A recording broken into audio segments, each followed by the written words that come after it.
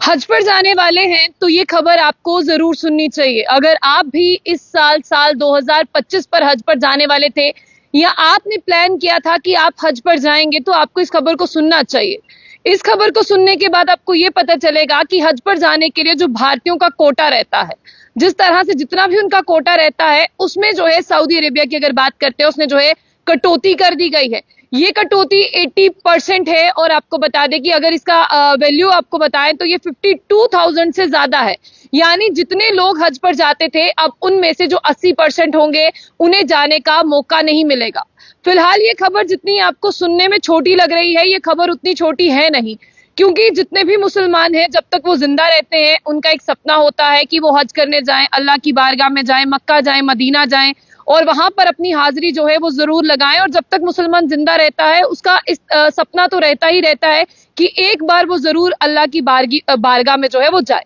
लेकिन अब आपको यहाँ पर ये सुनना होगा कि देखिए, जो ये खबर है ये सिर्फ जम्मू कश्मीर के लिए नहीं है, ये पूरे भारत के लिए है। और पूरे भारतीयों को जो हज जाने के लिए कोटा मिलता था उसमें 80% की जो है वो कटौती कर दी गई है। और अगर मैं इस 80% को बताने की कोशिश करूं तो 52,000 से ज्यादा बनता है। तो आप ये सोचिए कि इससे कितना बड़ा नुकसान होगा। इससे ये नुकसान उन लोगों को तो जरूर होगा जो लोग हज पर जाते थे, अब वो नहीं जा पाएंगे, अब कोटा लिमिटेड हो गया है। लेकिन इसके साथ जितने भी टैक्सी ऑपरेटर थे, जितने भी लोग इसके साथ और भी काम करते थे, जिनका बिजनेस इससे चलता था, जिनकी जिंदगी इससे चलती थी, उनकी जिंदगी पर भी एक बहुत ज्यादा इफेक्ट जो है वो पड़ने वाला है।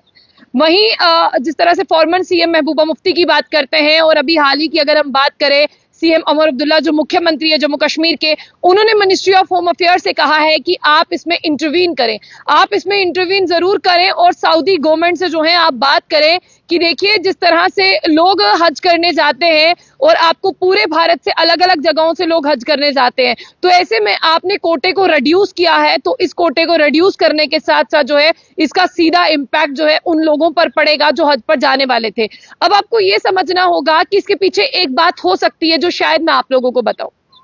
आपने देखा कि पिछले साल जब हाजी लोग हज करने गए थे तो वहां से एक ऐसी वीडियोस आ रही थी जो वीडियोस आप अपने मोबाइल पर देख भी नहीं पा रहे थे। शदीद जिस तरह से बात करते हैं, वहां पर गर्मी पड़ रही थी और इस गर्मी के बीच जिस तरह से हमने पहले भी आपको बताया कि वहां पर लगातार इस तरह की फैसिलिटीज नहीं है, वहां पर एसीज जो है वो नहीं मिल पा रहे हैं, हवाएं नहीं चल रही हैं। तो गर्मी की वजह से जितने भी हाजी लोग वहां पर गए उन्होंने बहुत सफर किया, कईयों की जो है वो मौत वाकया हो गई। जरूरी नहीं है कि वो भारत से थे, वो अलग अलग देशों से थे, लेकिन आपने देखा कि वहां के हालात जो है वो सही नहीं थे। अगर मैं जम्मू की बात करूं, पर्टिकुलर कश्मीर की तरफ अभी नहीं करूंगी क्योंकि कश्मीर जो है वहां पर मौसम सही है। अगर मैं जम्मू की बात करूं तो जम्मू में ड्राई वेदर जो है वो शुरू हुआ है, गर्मी पड़ना शुरू हुई है। जिस तरह से आप देखें कि टेम्परेचर में जो है वो लगातार यहाँ पर गर्मी पड़ती जा रही है, तो उसी हिसाब से अगर आप ये माने कि शायद में भी सऊदी गवर्नमेंट ने अगर ये डिसीजन लिया है तो क्या ये गर्मी को देखकर नहीं लिया होगा, या अगर ऐसा है, ठीक है, महबूबा मुफ्ती की बात करते हैं, उमर अब्दुल्ला साहब की बात करते हैं, वो चाहते हैं कि ये हज कोटा जो है वो नहीं काटा जाए, ये कोटा जो है वो पूरा रखे। लेकिन इसके लिए फिर सऊदी गवर्नमेंट से अगर बात हो तो सऊदी गवर्नमेंट को ऐसा कहा जाए कि आपको इन लोगों के लिए जो है वो एयर कंडीशन जैसी फैसिलिटीज लानी है, पानी की पूरी यहाँ पर जो है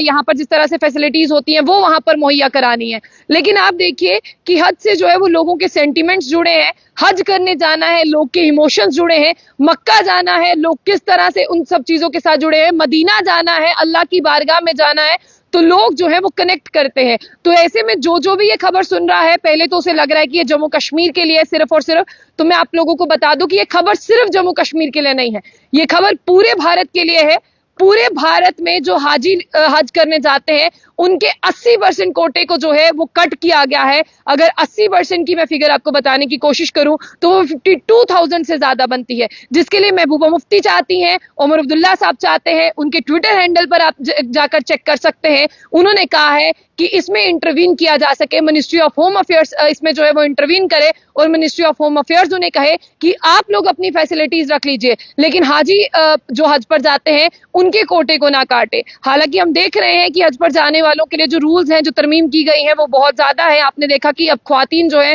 बिना अपने शोहर के भी जो है वो हज करने जा सकती हैं, अब अकेली भी जो है वो वहां तक हज करने जा सकती हैं। लेकिन उसके बावजूद 80% कोटे को रिड्यूस करना, इससे जो है वो लोगों में काफी ज्यादा निराशा है, लोगों को समझ नहीं आ रही थी। अब शायद लोगों को पता चलेगा कि पूरे भारत में इस कोटे को कम किया गया है। उसके बाद देखते हैं मिनिस्ट्री ऑफ होम अफेयर जो है कौन सा फर्दर स्टेप लेती है और सऊदी गवर्नमेंट से बात करती है और किन सब शर्तों पर राजी करती है या ये उनकी शर्तों पर राजी होते हैं। फिलहाल जाने से पहले जो बुलेटिन न्यूज़ को लाइक और फॉलो करना ना भूलें।